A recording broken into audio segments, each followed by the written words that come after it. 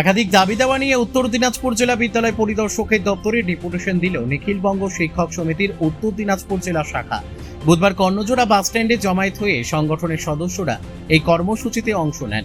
সংগঠনের পক্ষ থেকে জানানো হয়, 2010 সালের পূর্বে নিযুক্ত শিক্ষক শিক্ষিকাদের টেট পরীক্ষা থেকে অব্যাহতি দেওয়ার সরকারি ঘোষণা, SLST 2016 বৈধ শিক্ষক শিক্ষিকাদের 2026 সালের আগস্টের পরও কাজে যুক্ত থাকার নিশ্চয়তা এবং অবৈজ্ঞানিক পদ্ধতিতে শিক্ষক শিক্ষিকাদের সারপ্লাস হিসেবে চিহ্নিত করে বদলি না করার দাবি জানানো হয়েছে। এর পাশাপাশি 2009 সালের রোপা অনুযায়ী বকেয়া মহার্ঘ ভাতা প্রদানের ঘোষণা এবং বিদ্যালয়গুলিতে শিক্ষক ও শিক্ষাকর্মী নিয়োগের দাবিও তুলে ধরা হয়।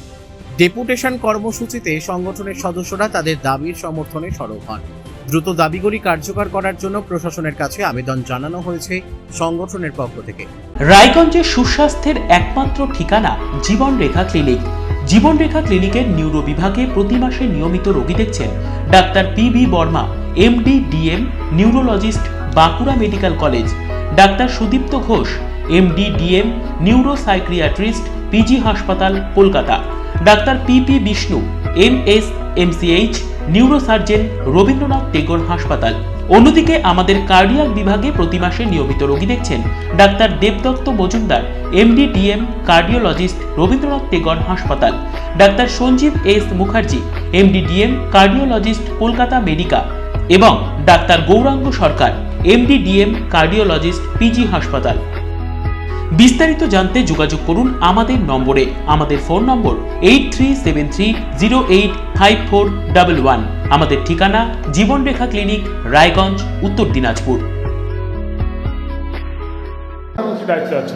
আমার নাম হচ্ছে ভাস্কর কুমার দাস, নিখিলবঙ্গ শিক্ষক সমিতি উত্তর দিনাজপুর জেলা শাখার জেলা সম্পাদক। বলছি, আজকে এখানে কি কারণে আসা?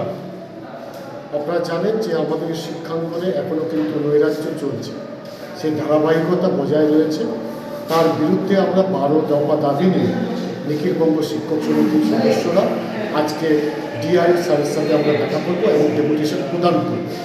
আমাদের 12 দফা দাবির মধ্যে মূল যেটা দাবি হলো যে আপনারা জানেন যে মাননীয় সুপ্রিম কোর্টের নির্দেশ অনুযায়ী যে আমাদের শিক্ষক শিক্ষিকাদের টেট পরীক্ষা দিতে হবে, কিন্তু আপনারা জানেন যে 2011 পূর্বে তারা নিজস্ব যোগ্যতা প্রমাণ করেই তারা এই শিক্ষকতার চাকরিতে তারা বহাল হয়েছে। আবার নতুন করে তাদেরকে টেট দেওয়া মানেটা হচ্ছে এই বৃদ্ধ বয়সে তারা অনেকে 50-এর দৌড় পার হয়ে গেছে এবং চাকরির অবসরের সময়ে তারা পৌঁছে গেছে। এখন যদি টেট পরীক্ষা দিতে হয় তাহলে এটা মানসিকভাবে হেনস্থা। এমন না যে তারা যোগ্যতা না, তার যোগ্যতা প্রমাণ করে এসছে। আমাদের দ্বিতীয় দফা হচ্ছে কি, দ্বিতীয় যেটা দাবি হলো যে 2016 সালে তৎকালীন তৃণমূল সরকারের আমলে যেরকমভাবে চাকরি চুরি হয়েছে, মাননীয় সুপ্রিম কোর্টের রায় অনুযায়ী সেটা হচ্ছে কি খারিজ হয় সেই প্যানেলটা 2016 সালে। কিন্তু তখন মাননীয় সুপ্রিম কোর্ট বলেছিলেন যে তারা পুনর্বহাল হওয়া অবধি এই 31শে আগস্ট অবধি তাদের 2016 31শে আগস্ট অবধি তার পূর্বে তাদেরকে নিয়োগ করতে হবে এবং নতুন করে প্যানেল তৈরি করতে হবে। কিন্তু আশ্চর্যজনকভাবে দেখলাম দীর্ঘ একটা বিলম্ব হয়ে গেছে। 2026-এর 31শে আগস্ট আর মাত্র কয়েকটা দিন, কিন্তু এখনও কোনো নিয়োগ হলো না।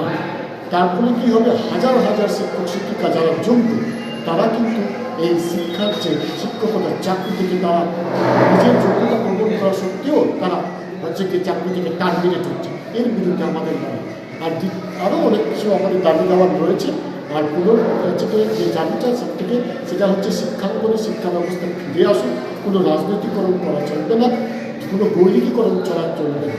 আমরা এইসব দাবি নিয়ে আজকে মাননীয় ডিআইয়ের কাছে আমরা হাজির হয়েছি। যদি আপনাদের দাবি দেওয়া সঠিকভাবে মানা না হয় পরবর্তীতে আপনারা জানেন যে আমাদের অন্ততপক্ষে 150 হয়েছে শিক্ষক শিক্ষিকা, আমরা হচ্ছে যে ডেপুটেশনে জমা হয়েছি শুধুমাত্র একটা দাবি নিয়ে যে আমাদের শিক্ষা ব্যবস্থাকে ফিরিয়ে আনা হবে। এই দাবিটা হচ্ছে সবার দাবি, আমাদের শিক্ষক শিক্ষিকারা আপামর জনগণের দাবি। এই দাবিকে সামনে রেখে আমরা হচ্ছে কি নিখিলবঙ্গ শিক্ষক সমিতি লড়াই করছি। এই দাবি যদি না মানা হয়, মানুষের স্বার্থে, অভিভাবকের স্বার্থে আমরা বৃহত্তর। রায়গঞ্জ থেকে রামকৃষ্ণ দাসের রিপোর্ট, কলিক নিউজ।